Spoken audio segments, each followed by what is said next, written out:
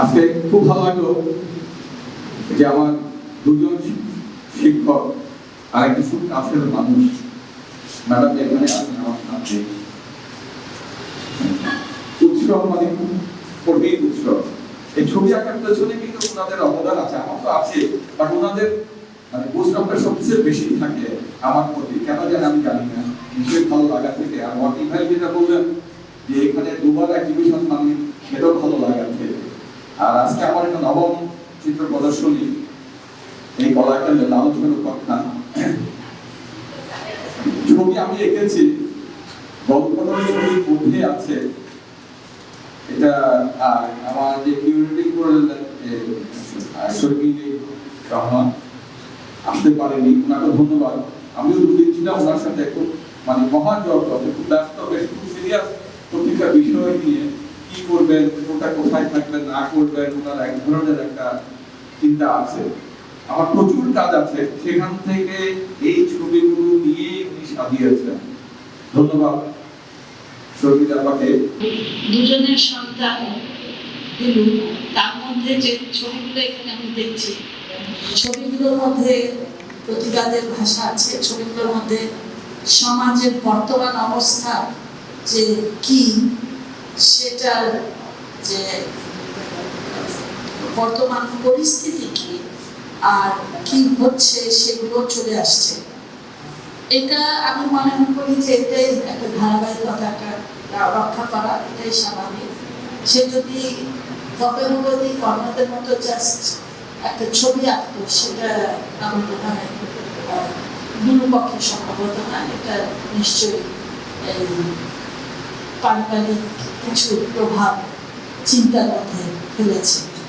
তো কাজগুলো দেখে আমার আসলে আমি প্রথমে এই কাজগুলো দেখেছি, দুলুর খবরগুলো পাচ্ছি যে দুলু কি করছে না করছে অন্যদের কাছ থেকে। যখন সে আজকালে যে ভর্তি হয়েছে তখন আমাকে কমন সেনগুপ্ত সে বলেছে যে দুলু জল ফেলেছে, খুবই উষ্ণতা।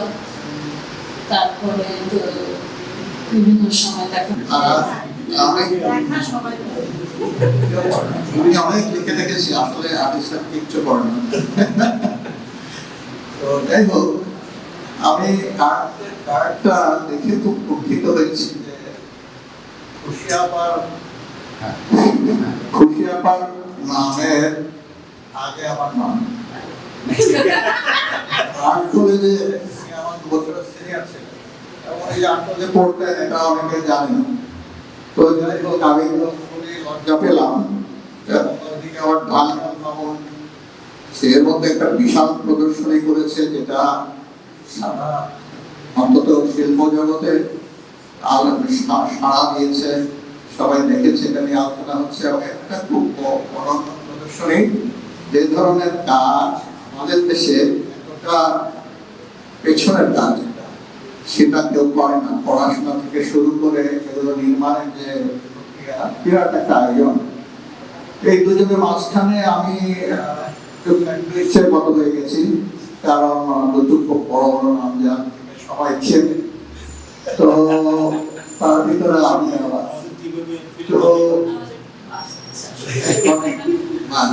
আপনাকে সহজ কথা মানে আপনার খুশিয়া পাকে তো এখানে না দেখলেও টেলিভিশনে সবাই দেখেন নিশ্চয়ই। এবং উনি মাথায় একটা কপালে একটা বড় টিপ পরেন, ওনাকে সূর্যোদয়ের মতো দেখা যায়, খুব ভালো লাগে। এবং আমি চাই যে উনি সবসময় করবেন। তো যাই হোক, দুলুর কথা যদি বলতে যাই তাহলে বলতে হয় যে আমি আর নাজরিন আমরা দুলুর কাজের নমুনা দেখার জন্য অপেক্ষা করি। কেন থাকি?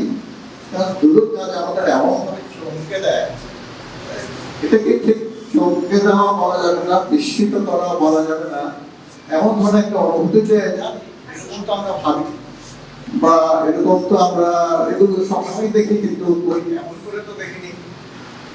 এই ধরনের নানান অনুভূতি আমাদের মধ্যে জাগে বলে কিছুদিন দুলুর কাজ না দেখলে আমরা ওকে ফোন করি, কিন্তু কাজ করছে তো নাকি কাজ ছেড়ে দিয়েছ, ও খুব ভাবে বলে যে না স্যার করছে। এবং পরে তার কিছু কাজ আসে। আমাদের যে কারিগরি যে উন্নতি তার মাধ্যমে আমরা তো দেখতে পাই এবং দেখে আমরা চমৎকৃত হয়ে যাই যে খুব সাধারণ যাকে বলা যায় প্রাত্যহিক জীবনে সব জিনিসপত্র এবং এগুলো হচ্ছে মধ্যবিত্ত জীবনের প্রতিদিনকার জিনিস। তো মধ্যবিত্ত কেমন? মধ্যবিত্ত হচ্ছে ব্যবহার করে অনেক কিছু যেগুলো ক্ষয়ে যাওয়া, যেগুলো রং চলে যাওয়া, ভেঙে যাওয়া, চ্যাপ্টা হয়ে যাওয়া, ভেঙে যাওয়া, এরকম জিনিসকে মধ্যবিত্তকে ব্যবহার করতে বাধ্য হয়। কিন্তু মধ্যবিত্তের আবার এক ধরনের মানসিক অবস্থা আছে, সে উচ্চবিত্ত হতে চায়। তার ফলে সে নিজের মধ্যবিত্তের যে দারিদ্র আছে, যে কোথাও ছিদ্র আছে, এগুলোকে সে কার্পেটের তলায় ঢুকতে চায়, সবসময় সেগুলো ঢুকতে চায় এবং নিজেকে সে একটা উচ্চবিত্তের কাছাকাছি ভাবতে চেষ্টা করে। এই যে তার বিচারিতা, তার মধ্যে যে একটা কাজ করে, আমার মনে হয় এটাকে খুব ভালোভাবে দেখতে পেয়েছে এবং সেটাকে পরিহাসের বা এক ধরনের মজা করবার ফলে সে কিন্তু তাকে সমালোচনা করছে বা এক ধরনের বিদ্রুপ করছে, কিন্তু সেটা ওই মধ্যবিত্তের মধ্যে কিন্তু সে নিজেও আছে এবং সে কিন্তু ছবিতে নিজের কম সমৃদ্ধ চেহারা, সে চেহারা কিন্তু বারবার স্থাপন করে। এবং তার মানে আমিও কিন্তু এই যে আমি উপহাস করছি এই জীবনকে, এবং আমিও আছি। এবং এই যে মধ্যবিত্ত তার পরিচয়টাকে লুকোতে চায় এবং সে এক ধরনের উপরে পালিশ দিয়ে চলতে চায়, এটা বলতে গিয়ে আমার মৃণাল সেনের কথা মনে পড়ছে। এই জন্য এবছর মৃণাল সেনের জন্মশতবার্ষিকী, তাকে আমরা স্মরণ করতে পারলে খুব ভালো হতো। অসাধারণ এক চলচ্চিত্র নির্মাতা। তো মৃণাল সেনের একটা ছবির কথা আমার মনে আসছিল, ছবিটির নাম আকাশ কুসুম। 1965 সালে এই ছবিটি তিনি নির্মাণ করেছেন এবং সেখানে দেখা যাচ্ছে নায়ক তার যে দারিদ্র সে প্রেম করছে একটা ধনীর দুলালির সাথে, এবং সে তার যে মধ্যবিত্ত সীমাবদ্ধতা সেটাকে কাটাবার জন্য সে নানান রকমের ছলচাতুরি করছে। সে সিগারেট তখনকার দিনে নায়করা সবাই সিগারেট খেত, কারণ তখন সিগারেটটা পৌরুষের লক্ষণ ছিল, এখন এটা বারণ হয়ে গেছে।